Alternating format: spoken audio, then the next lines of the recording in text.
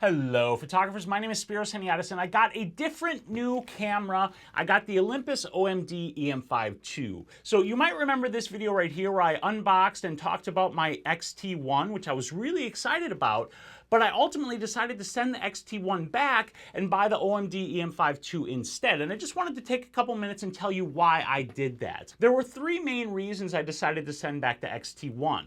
The first was the viewfinder, the second was the Wi-Fi, and the third very minor thing was the ISO knob. Now, the viewfinder was the number one reason I decided to send back the X-T1. And everybody talks about how great the X-T1's viewfinder is. I talk about how great it is in my X-T1 review. But in one specific situation, the X-T1's viewfinder did not work at all for me. It was totally unusable. And that's shooting in low light with a manual focus lens while using the manual focus aids of focus peaking or the split image viewfinder. Now, if you're using autofocus, the viewfinder on the X-T1 is fantastic. But if you're using manual focus in low light, the screen looks like the picture on your TV when you've got no signal. It's just static, it's just snow. There's a ton of static and snow in there, and the focus peaking and the split image viewfinder, in my experience, were impossible to use when trying to manually focus. And I wanted this specific ability to focus in low light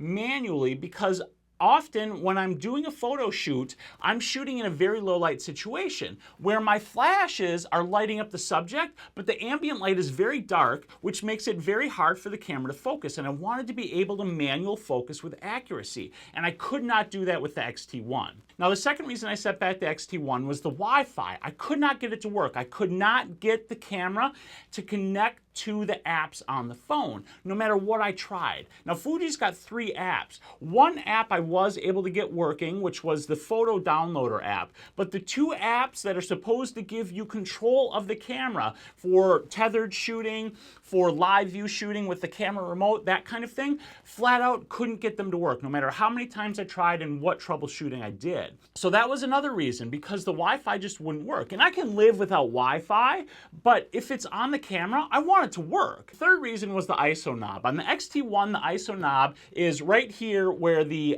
mode dial is on the EM5 II, and it's a locked dial, meaning you have to press and hold down this little plunger button and then spin the dial. And I like to be able to change my settings with the camera up to my face. And with that plunger button, you'd have to hold it down and then spin it, and it was just really inconvenient for me. I didn't like that.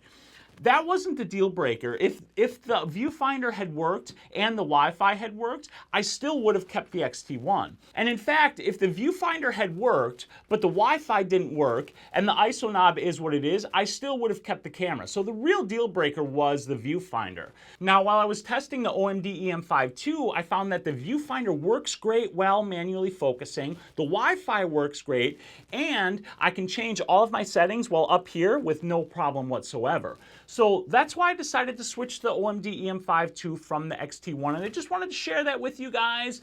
I hope you enjoyed this short little video here about my experience with the X-T1 viewfinder. If you have any questions about the OMD-EM5 II or the X-T1, leave them down in the comments. Otherwise, do me a favor, would you like this video and subscribe to my channel? If you really like this video, maybe share it with your friends. But the most important thing you guys should do is get out there and take some damn photos. I don't give a crap what camera you've got, just do it. See you guys later.